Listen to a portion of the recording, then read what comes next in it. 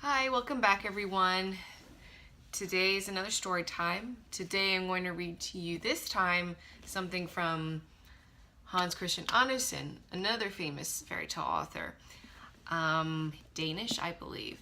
And he wrote several famous tales that you know, as well as the Grimm's brothers. The one I'm going to read today is going to be The Little Mermaid, which I'm sure a lot, especially young girls my age, have seen. Now, you probably will find that this version is gonna be a little different than what Disney put out there. The ending is leaves a little to be desired, but it's still a very interesting story to read, and I think it's good that people kind of know where Disney's influence came from. And so now I will read to you Hans Christian Andersen's The Little Mermaid, published in 1837. Far out in the ocean, the water is as blue as the petals of the loveliest cornflower, and as clear as the purest glass. But it is very deep, too. It goes down deeper than any anchor rope will go, and many, many steeples would have to be stacked one on top of another to reach from the bottom to the surface of the sea. It is down there that the sea folk live. Now don't suppose that there are only bare white sands at the bottom of the sea. No, indeed. The most marvelous trees and flowers grow down there, with such pliant stalks and leaves that the least stir in the water makes them move about as though they were alive. All sorts of fish, large and small, dart among the branches, just as birds flit through the trees up here. From the deepest spot in the ocean rises the palace of the Sea King. Its walls are made of coral and its high-pointed windows of the clearest amber, but the roof is made of mussel shells that open and shut with the tide. This is a wonderful sight to see, for every shell holds glistening pearls, any one of which would be the pride of a queen's crown. The Sea King down there had been a widower for years, and his old mother kept house for him. She was a clever woman, but very proud of her noble birth. Therefore, she flaunted 12 oysters on her tail, while the other ladies of the court were only allowed to wear 6. Except for this, she was an altogether praiseworthy person, particularly so because she was extremely fond of her granddaughters, the little sea princesses. They were 6 lovely girls, but the youngest was the most beautiful of them all. Her skin was as soft and tender as a rose petal, and her eyes were as blue as the deep sea. But like all the others, she had no feet. Her body ended in a fishtail. The whole day long they used to play in the palace, down in the great halls where live flowers grew on the walls. Whenever the high amber windows were thrown open, the fish would swim in, just as swallows dart into their rooms when we open the windows. But these fish, now, would swim right up to the little princesses to eat out of their hands and let themselves be petted. Outside the palace was a big garden with flaming red and deep blue trees. Their fruit glittered with gold, and their blossoms flamed like fire on their constantly waving stalks. The soil was very fine, and indeed, but as blue as burning brimstone. A strange blue veil lay over everything down there. You would have thought yourself aloft in the air with only the blue sky above and beneath you, rather than down at the bottom of the sea. When there was a dead calm, you could just see the sun, like a scarlet flower with light streaming from its calyx.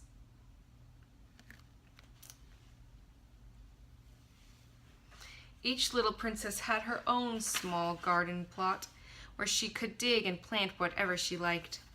One of them made her little flower bed in the shape of a whale.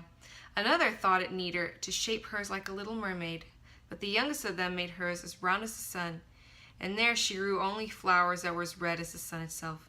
She was an unusual child, quiet and wistful, and when her sisters decorated the gardens with all kinds of odd things they had found in sunken ships, she would allow nothing in hers except flowers as red as the sun, and a pretty marble statue. This figure was of a handsome boy, carved in pure white marble, had sunk down to the bottom of the sea from one ship that was wrecked. Beside the statue, she planted a rose-colored weeping willow tree, which thrived so well that its graceful branches shaded the statue and hung down to the blue sand, where their shadows took on a violet tint and swayed as the branches swayed. It looked as if the roots and the tips of the branches were kissing each other in play. Nothing gave the youngest princess such pleasure as to hear about the world of human beings up above them.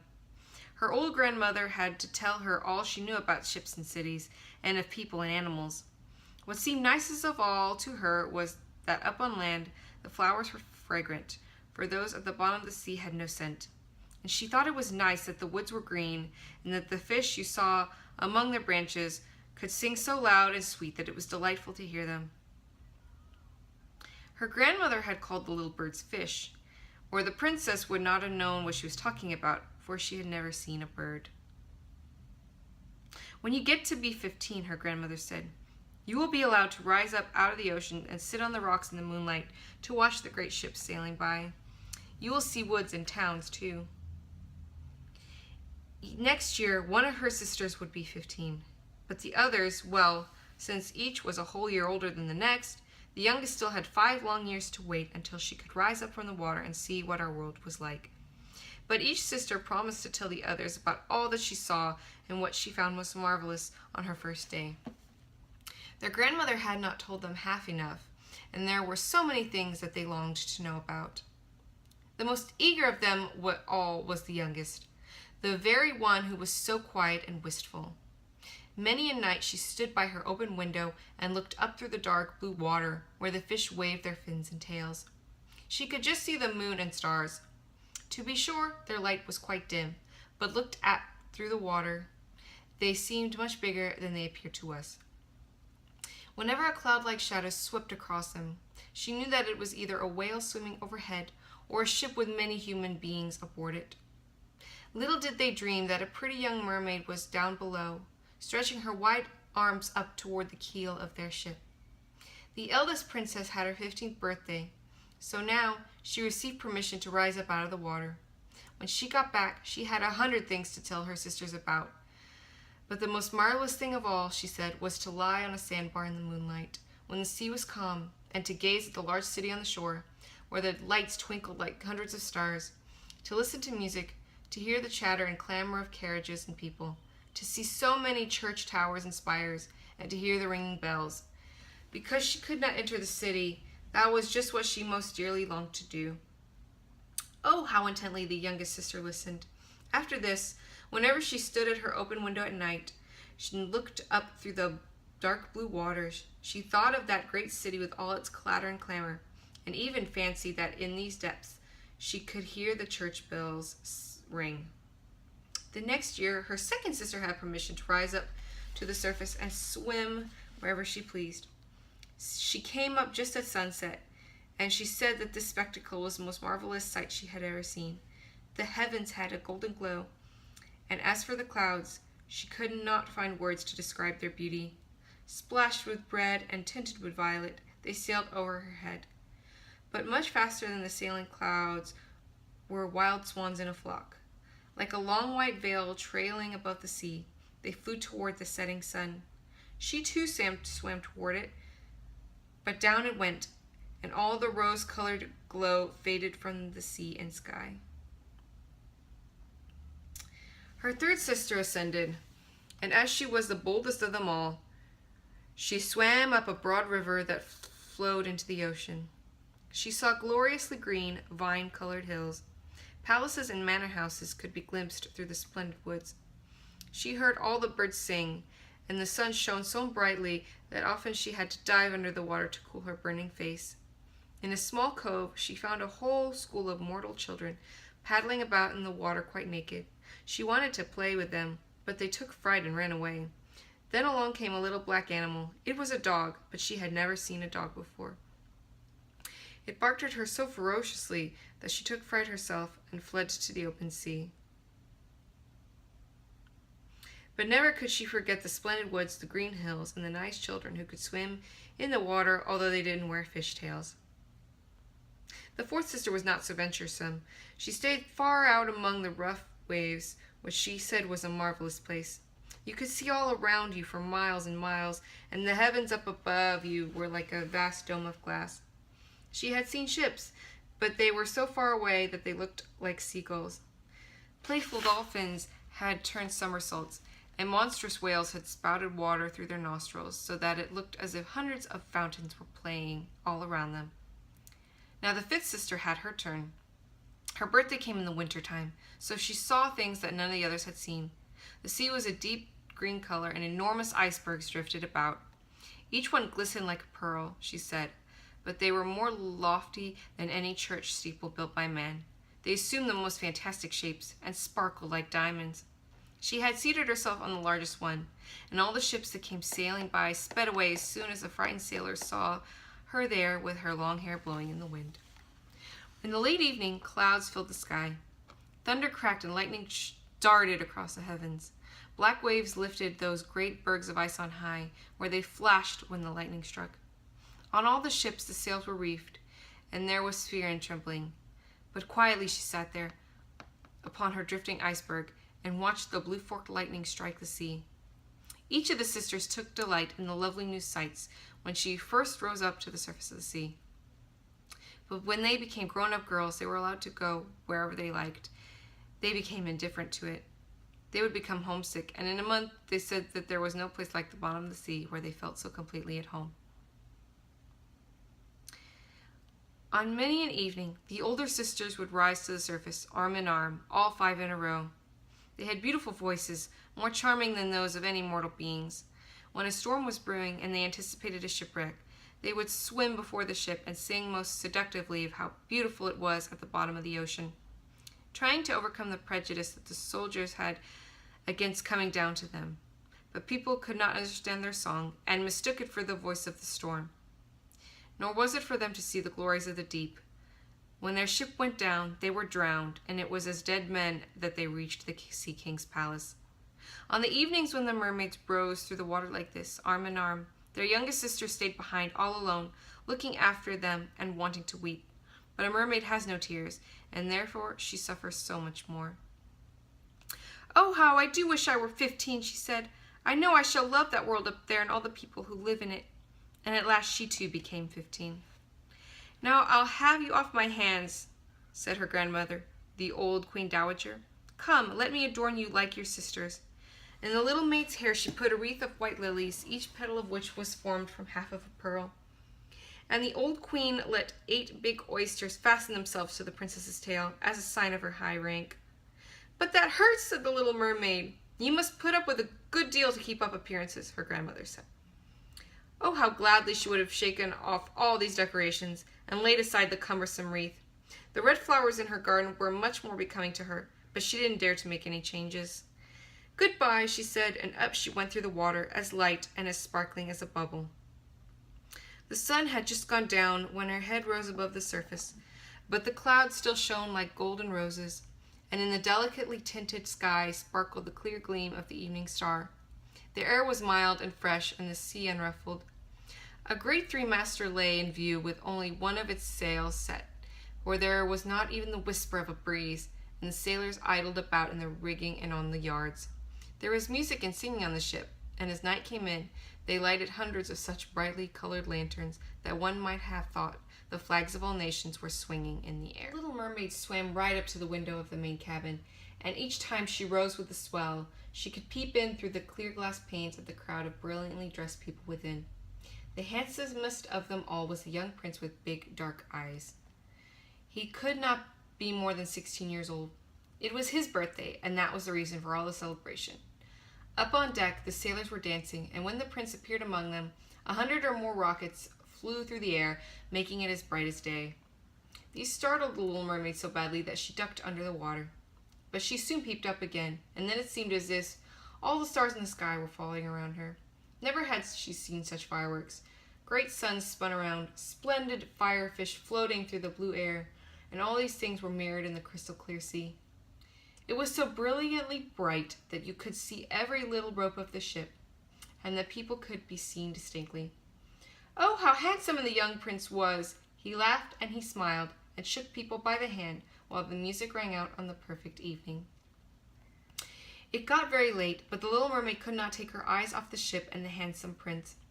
The brightly colored lanterns were put out, no more rockets flew through the air, and no more cannons boomed. But there was a muster and rumble deep down in the sea, and the swell kept bouncing her up so high that she could look into the cabin. Now the ship began to sail. Canvas after canvas was spread in the wind. The waves rose high, great clouds gathered, and lightning flashed in the distance. Ah, they were in for a terrible storm, and the mariners made haste to reef the sails. The tall ship pitched and rolled as it sped through the angry sea. The waves rose up like towering black mountains, as if they would break over the masthead, but the swan-like ship plunged into the valleys between such waves and emerged to ride their lofty heights. To the little mermaid, this seemed good sport, but to the sailors it was nothing of the sort. The ship creaked and labored. Thick timbers gave way under the heavy blows. Waves broke over the ship, and the mainmast snapped in two like a reed. The ship listed over on its side, and water burst into the hold. Now the little mermaid saw that people were in peril, and that she herself must take care to avoid the beams and wreckage tossed about by the sea. One moment it would be black as pitch, and she couldn't see anything. Next moment the lightning would flash so brightly that she could distinguish every soul on board. Everyone was looking out for himself as best he could. She watched closely for the young prince, and when the ship split in two, she saw him sink down in the sea. At first she was overjoyed that he could be with her, but when she recalled that human people could not live under the water, and he could only visit her father's palace as a dead man. No, he should not die. So she swam in among all the floating planks and beams, completely forgetting that they might crush her. She dived through the waves and rode their crests until at length she reached the young prince, who was no longer able to swim in that raging sea.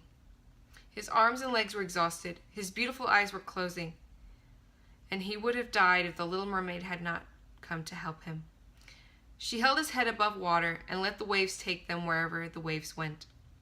At daybreak, when the storm was over, not a trace of the ship was in view. The sun rose out of the waters, red and bright, and its beams seemed to bring the glow of life back to the cheeks of the prince, but his eyes remained closed. The mermaid kissed his head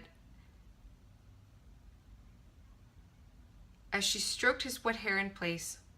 It seemed to her that he looked like that marble statue in her little garden. She kissed him again and hoped that he would live. She saw dry land rise before her in high blue mountains, topped with snow as glistening white as if a flock of swans were resting there. Down by the shore were splendid green woods, and in the foreground stood a church, or perhaps a convent. She didn't know which, but anyway it was a building. Orange and lemon trees grew in its garden, and tall palm trees grew beside the gateway. Here the sea formed a little harbor, quiet, calm, and very deep. Fine white sand had been washed up below the cliffs. She swam there with the handsome prince, and stretched him out on the sand, taking special care to pillow his head up high in the warm sunlight. The bells began to ring in the great white building, and a number of young girls came out into the garden. The little mermaid swam away behind some tall rocks that stuck out of the water. She covered her hair and her shoulders with foam, so that no one could see her tiny face, and then she watched to see who would find the poor prince. In a little while, one of the young girls came upon him. She seemed frightened, but only for a minute. Then she called more people. The mermaid watched the prince regain consciousness and smile at everyone around him. But he did not smile at her, for he did not even know that she had saved him. She felt very unhappy, and when they led him away to the big building, she dived sadly down into the water and returned to her father's palace. She had always been quiet and wistful, and now she became much more so.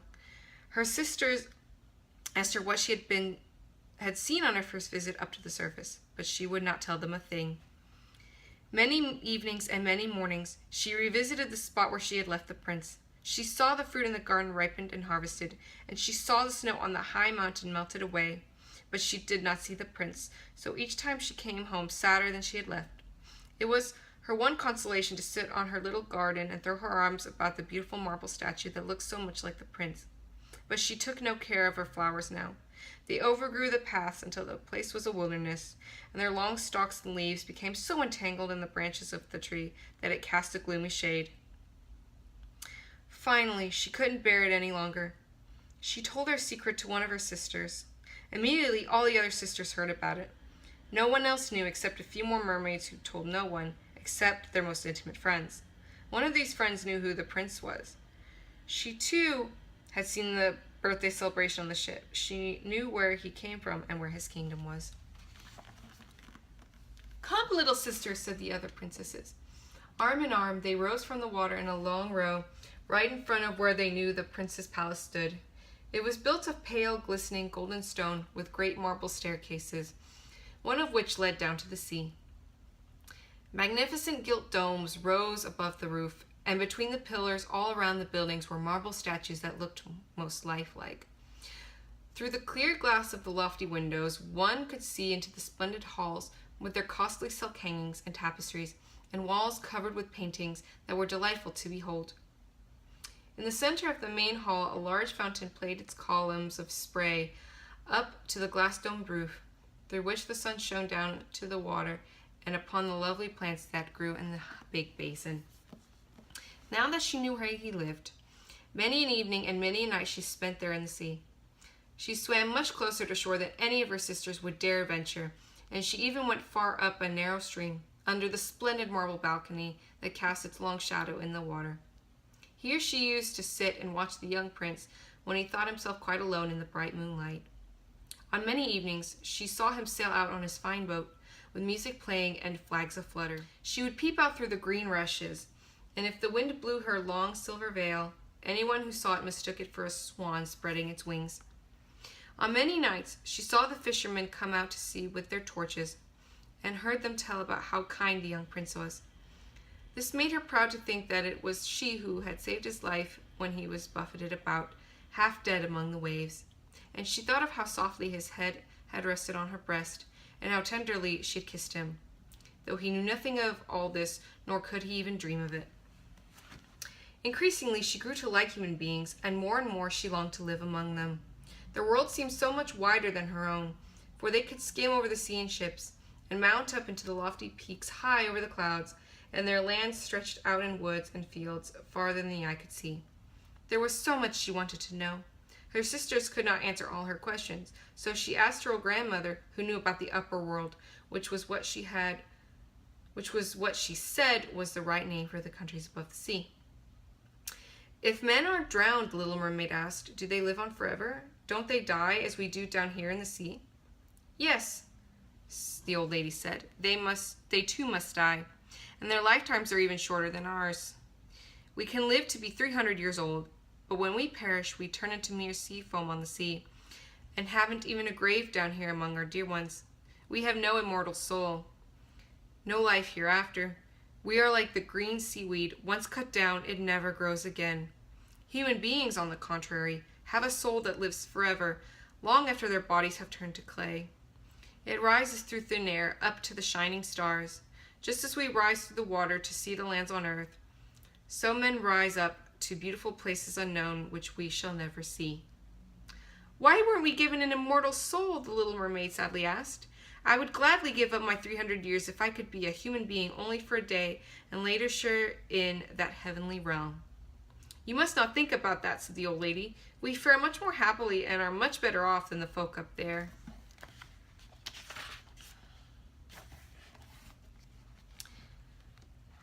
"Then I must also die and float as foam upon the sea, not hearing the music of the waves and seeing neither the beautiful flowers nor the red sun? Can't I do anything at all to win an immortal soul?" "No," her grandmother answered, "not unless a human being loved you so much that you meant more to him than his father and mother. If his every thought and his whole heart cleaved to you, so that he would let a priest join his right hand to yours and would promise to be faithful here and throughout all eternity, then his soul would dwell in your body, and you would share in the happiness of mankind. He would give you a soul and yet keep his own, but that can never come to pass. The very thing that is your greatest beauty here in the sea, your fishtail, would be considered ugly on land. They have such poor taste that to be thought beautiful there you have to have two awkward props that they call legs." The little mermaid sighed and looked unhappily at her fishtail. "Come, let us be gay," the old lady said. "Let us leap and bound throughout the 300 years that we have to live. Surely that is time and to spare, and afterwards we shall be glad enough to rest in our graves. We are holding a court ball this evening." This was a much more glorious affair than is ever to be seen on earth. The walls and the ceilings of the great ballroom were made of massive but transparent glass. Many hundreds of huge rose-red and grass-green shells stood on each side in rows, with the blue flames that burned in each shell illuminating the whole room and shining through the walls so clearly that it was quite bright in the sea outside. You could see the countless fish, great and small, swimming toward the glass walls. On some of them, the scales gleamed purplish red, while others were silver and gold. Across the floor of the hall ran a wide stream of water, and upon this the mermaids and mermen danced to their own entrancing songs. Such beautiful voices were not to be heard among the people who lived on land. The little mermaid sang more sweetly than anyone else, and everyone applauded her. For a moment her heart was happy, because she knew she had the loveliest voice of all, in the sea or on the land, but her thoughts soon strayed to the world up above. She could not forget the charming prince, nor her sorrow that she did not have an immortal soul like his. Therefore she stole out of her father's palace, and, while everything there was song and gladness, she sat sadly in her own little garden. Then she heard a bugle call through the water, and she thought, that must mean he's sailing up there.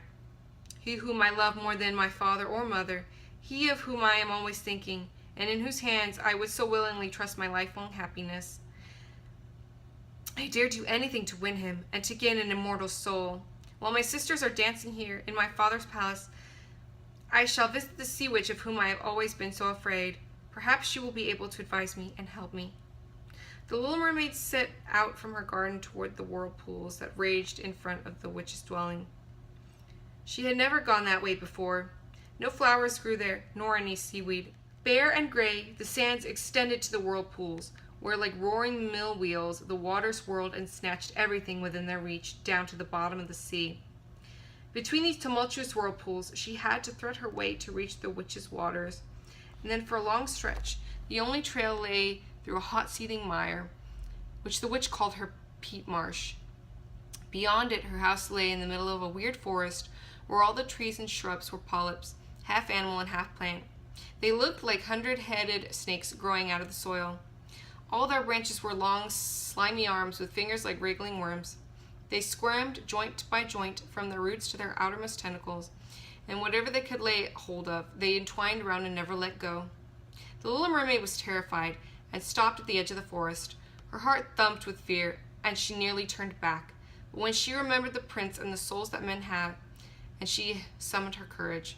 She bound her long flowing locks closely about her head so that the polyps could not catch hold of them, folded her arms across her breast, and darted through the water like a fish. In among the slimy polyps stretched out their writhing arms and fingers to seize her.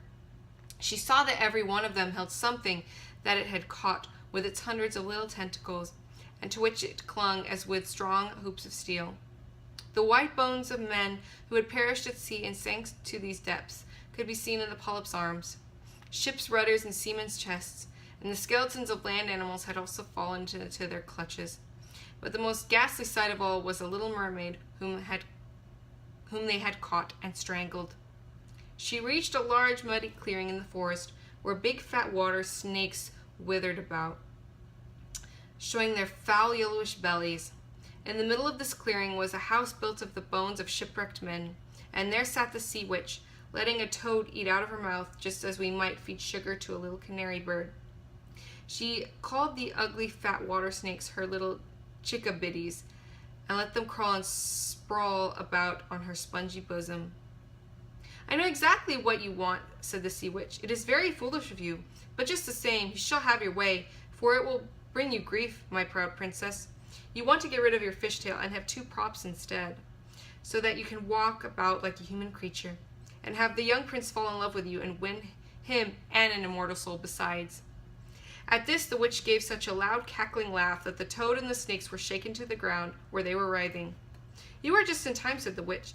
After the sun comes up tomorrow, a whole year would have to go by before I could be able and of any help to you. I shall compound you a draught, and before sunrise you must swim to the shore with it, seat yourself on dry land, and drink the draught down. Then your tail will divide and shrink until it becomes what the people on earth call a pair of shapely legs. But it will hurt. It will feel as if a sharp sword slashed through you, Everyone who sees you will say that you are the most graceful human being they have ever laid eyes on, for you will keep your gliding movements, and no dancer will be able to tread as lightly as you. But every step you take will feel as if you are treading upon knife blades so sharp that blood might flow. I am willing to help you, but are you willing to suffer all this? Yes, said the little mermaid, said in a trembling voice, as she thought of the prince and gaining a human soul. Remember, said the witch, once you have taken a human form, you can never be a mermaid again. You can never come back through the waters to your sisters or to your father's palace. And if you do not win the love of the prince so completely that for your sake he forgets his father and mother, cleaves to you with his every thought and his whole heart, and lets the priest join your hands in marriage, then you will win no immortal soul. If he marries someone else, your heart will break on the very next morning, and you will become foam of the sea. I shall take that risk, said the little mermaid, but she turned as pale as death. Also, you will have to pay me, said the witch, and it is no trifling price that I'm asking. You have the sweetest voice of anyone down here at the bottom of the sea, and while I don't doubt that you would like to captivate the prince with it, you must give this voice to me. I will take the very best thing that you have in return for my sovereign draught. I must pour my own blood in it to make the drink as sharp as a two-edged sword. But if you take my voice, said the little mermaid, what will be left to me? Your lovely form, the witch told her, your gliding movements, and your eloquent eyes. With these you can easily enchant a human heart. Well, have you lost your courage? Stick out your little tongue, and I shall cut it off. I'll have my price, and you shall have the potent draught. Go ahead, said the little mermaid. The witch hung her cauldron over the flames to brew the draught. Cleanliness is a good thing, she said, as she tied her snakes in a knot and scoured out the pot with them. Then she pricked herself in the chest and let her black blood splash into the cauldron. Streams swirl. The witch hung her cauldron over the flames to brew the draught. Cleanliness is a good thing, she said, as she tied her snakes in a knot and scoured out the pot with them. Then she pricked herself in the chest and let her black blood splash into the cauldron. Steam swirled up from it in such ghastly shapes that anyone would have been terrified by them. The witch constantly threw new ingredients into the cauldron, and it started to boil with a sound like that of a crocodile shedding tears. When the draught was ready at last, it looked as clear as the purest water. There's your draught, said the witch, and she cut off the tongue of the little mermaid, who now was dumb and could neither sing nor talk.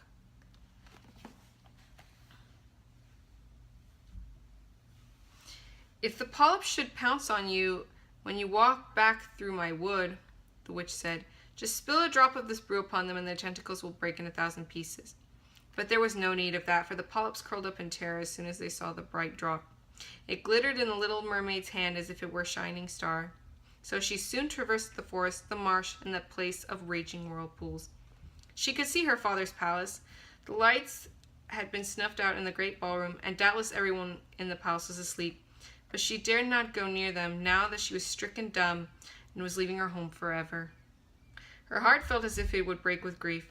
She tiptoed into the garden, took one flower from each of her sister's little plots, blew 1,000 kisses towards the palace, and then mounted up through the dark blue sea. The sun had not yet risen when she saw the prince's palace. As she climbed his splendid marble staircase, the moon was shining clear. The little mermaid swallowed the bitter, fiery draught, and it was as if a two-edged sword struck through her frail body. She swooned away and lay there as if she were dead. When the sun rose over the sea, she awoke and felt a flash of pain. But directly in front of her stood the handsome young prince, gazing at her with his cold black eyes. Lowering her gaze, she saw that her fishtail was gone, and that she had the loveliest pair of white legs any young maiden could hope to have. But she was naked, so she clothed herself in her own long hair. The prince asked who she was and how she came to be there. Her deep blue eyes looked at him tenderly but very sadly, for she could not speak. Then he took her hand and led her into his palace. Every footstep felt as if she were walking on the blades and points of sharp knives, just as the witch had foretold, but she gladly endured it. She moved as lightly as a bubble as she walked beside the prince. He and all who saw her marveled at the grace of her gliding walk. Once clad in the rich silk and muslin garments that were provided for her, she was the loveliest person in all the palace, though she was dumb and could neither sing nor speak. Beautiful slaves attired in silk and cloth of gold came to sing before the prince and his royal parents. One of them sang more sweetly than all the others, and when the prince smiled at her and clapped his hands, the little mermaid felt very unhappy, for she knew that she herself used to sing much more sweetly. "Oh," she thought, "if he only knew that I parted with my voice forever so that I could be near him." Graceful slaves now began to dance to the most wonderful music. Then the little mermaid lifted her shapely white arms, rose up on the tips of her toes, and skimmed over the floor. No one had ever danced so well. Each movement set off her beauty to better and better advantage, and her eyes spoke more directly to the heart than any of the singing slaves could do. She charmed everyone, and especially the prince, who called her his dear little foundling. She danced time and time again, though every time she touched the floor she felt as if she were treading on sharp-edged steel. The prince said he would keep her with him always, and that she was to have a velvet pillow to sleep on outside his door. He had a page's suit made for her, so that she could go with him on horseback. They would ride through the sweet-scented woods, where the green boughs brushed her shoulders, and where the little birds sang among the fluttering leaves. She climbed up high mountains with the prince, and though her tender feet bled so that all could see it, she only laughed and followed him on until they could see the clouds driving far below, like a flock of birds in flight to distant lands. At home in the prince's palace, while the others slept at night, she would go down the broad marble steps to cool her burning feet in the cold sea water, and then she would recall those who lived beneath the sea. One night, her sisters came by, arm in arm, singing sadly as they breasted the waves. When she held out her hands toward them, they knew who she was, and told her how unhappy she had made them all. They came to see her every night after that, and once far, far out to sea, she saw her old grandmother, who had not been up to the surface for this many a year. With her was the Sea King, with his crown upon his head. They stretched out their hands to her, but they did not venture so near the land as her sisters had. Day after day she became more dear to the prince, who loved her as one would love a good little child, but he never thought of making her his queen. She had to be his wife, or she would never have an immortal soul. And on the morning after his wedding, she would turn into sea foam on the waves.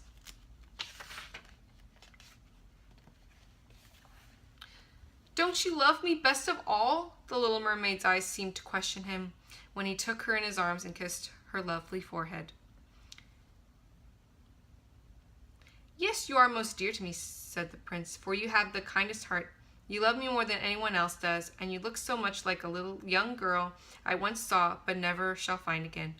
I was on a ship that was wrecked, and the waves cast me ashore near a holy temple, where many young girls performed their rituals. The youngest of them found me beside the sea and saved my life. Though I saw her no more than twice, she's the only person in all the world whom I could love. But you are so much like her that you must replace the memory of her in my heart. She belongs to that holy temple. Therefore, it is my good fortune that I have you. We shall never part." "Alas, he doesn't know it was I who saved his life," the little mermaid thought. "I carried him over the sea to the garden where the temple stands. I hid behind the foam and watched to see if anyone would come. I saw the pretty maid he loves better than me." A sigh was the only sign of her deep distress, for a mermaid cannot cry. "He says that the other maid belongs to the holy temple. She will never come out into the world, so they will never see each other again. It is I who will care for him, love him, and give all my life to him." Now rumors arose that the prince was to wed the beautiful daughter of a neighboring king, and that it was for this reason he was having such a superb ship made ready to sail. The rumor ran that the prince's real interest in visiting the neighboring kingdom was to see the king's daughter, and that he was to travel with a lordly retinue. The little mermaid shook her head and smiled, for she knew the prince's thoughts far better than anyone else did. "I am forced to make this journey," he told her. "I must visit the beautiful princess, for this is my parents' wish, but they would not have me bring her home as my bride against my own will, and I can never love her. She does not resemble the lovely maiden in the temple as you do, and if I were to choose a bride, I would sooner choose you, my dear mute foundling with those telling eyes of yours." And he kissed her on the mouth, fingered her long hair, and laid his head against her heart so that she came to dream of mortal happiness and an immortal soul. "I trust you aren't afraid of the sea, my silent child," he said as they went on board the magnificent vessel that was to carry them to the land of the neighboring king. And he told her stories of storms, of ships becalmed, of strange deep-sea fish, and of the wonders that divers have seen. She smiled at such stories, for no one knew about the bottom of the sea as well as she did. In the clear moonlight, when everyone except the man at the helm was asleep, she sat on the side of the ship, gazing down through the transparent water, and fancied she could catch glimpses of her father's palace. On the topmost tower stood her old grandmother, wearing her silver crown and looking up at the keel of the ship through the rushing waves. Then her sisters rose to the surface, looked at her sadly, and wrung their white hands. She smiled and waved, trying to let them know that all went well and that she was happy. But along came the cabin boy, and her sisters dived out of sight so quickly that the boy supposed the flash of white he had seen was merely foam on the sea. Next morning the ship came into the harbor of the neighboring king's glorious city. All the church bells chimed, and trumpets were sounded from all the high towers, while the soldiers lined up with flying banners and glittering bayonets. Every day had a new festivity, as one ball or levee followed another, but the princess was still to appear. They said she was being brought up in some faraway sacred temple, where she was learning every royal virtue. But she came at last. The little mermaid was curious to see how beautiful this princess was, and she had to grant that a more exquisite figure she had never seen. The princess's skin was clear and fair, and behind the long dark lashes, her deep blue eyes were smiling and devoted. "It was you," the prince cried. "You are the one who saved me when I lay like a dead man beside the sea." He clasped the blushing bride of his choice in his arms. "Oh, I am happier than a man should be," he told his little mermaid. "My fondest dream, that which I never dared to hope, has come true. You will share in my great joy, for you love me more than anyone does." The little mermaid kissed his hand and felt that her heart was beginning to break, for the morning after his wedding day would see her dead and turning to watery foam. All the church bells rang out, and the heralds rode through the streets to announce the wedding. Upon every altar, sweet-scented oils were burned in costly silver lamps. The priests swung their censers, the bride and the bridegroom joined their hands, and the bishop blessed their marriage. The little mermaid, clothed in silk and cloth of gold, held the bride's train, but she was deaf to the wedding march and blind to the holy ritual. Her thought turned on her last night upon earth and all that she had lost in this world. That same evening, the bride and bridegroom went aboard the ship. Cannons thundered and banners waved. On the deck of the ship, a royal pavilion of purple and gold was set up and furnished with luxurious cushions. Here the wedded couple were to sleep on that calm, clear night. The sails swelled in the breeze, and the ship glided so lightly that it scarcely seemed to move over the quiet sea. All nightfall, brightly colored lanterns were lighted, and the mariners merrily danced on the deck. The little mermaid could not forget that first time she rose from the depths of the sea and looked on at such pomp and happiness. Light as a swallow pursued by his enemies, she joined in the whirling dance. Everyone cheered for her, for never had she danced so wonderfully. Her tender feet felt as if they were pierced by daggers, but she did not feel it. Her heart suffered far greater pain. She knew that this was the last evening that she would ever see him, for whom she had forsaken her home and family, and for whom she had sacrificed her lovely voice and suffered such constant torment, while he knew nothing of all these things. It was the last night that she would breathe the same air with him, or look upon deep waters, or the star fields of the blue sky. A never-ending night, without thought and without dreams, awaited her who had no soul and could not get one. The merry-making lasted long after midnight, yet she laughed and danced on, despite the thought of death she carried in her heart. The prince kissed his beautiful bride, and she toyed with his coal-black hair. Hand in hand they went to rest in the magnificent pavilion. A hush came over the ship. Only the helmsman remained on deck as the little mermaid leaned her white arms on the bulwarks and looked to the east to see the first red hint of daybreak, for she knew that the first flash of the sun would strike her death. Then she saw her sisters rise up among the waves. They were as pale as she, and there was no sign of their lovely long hair that the breezes used to blow. They had all been cut off. "We have given our hair to the witch," they said, so that she would send you help and save you from death tonight. She gave us a knife. Here it is. See the sharp blade? Before the sun rises, you must strike it into the prince's heart, and when his warm blood bathes your feet, They will grow together and become a fishtail. Then you will be a mermaid again, able to come back to us in the sea and live out your 300 years before you die and turn into dead salt sea foam. Make haste! He or you must die before sunrise. Our old grandmother is so grief-stricken that her white hair is falling fast, just as ours did under the witch's scissors. Kill the prince and come back to us. Hurry, hurry! See that red glow in the heavens? In a few minutes the sun will rise and you must die. So saying, they gave a strange deep sigh and sank beneath the waves. The little mermaid parted the purple curtains of the tent and saw the beautiful bride asleep with her head on the prince's breast. The mermaid bent down and kissed his shapely forehead. She looked at the sky, fast reddening for the break of day.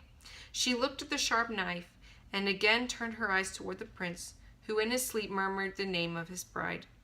His thoughts were all for her, and the knife blade trembled in the mermaid's hands. But then she flung it from her, far out over the waves. Where it fell, the waves were red, as if bubbles of blood seethed in the water. With eyes already glazing, she looked once more at the prince, hurled herself over the bulwarks into the sea, and felt her body dissolve into foam. The sun rose up from the waters.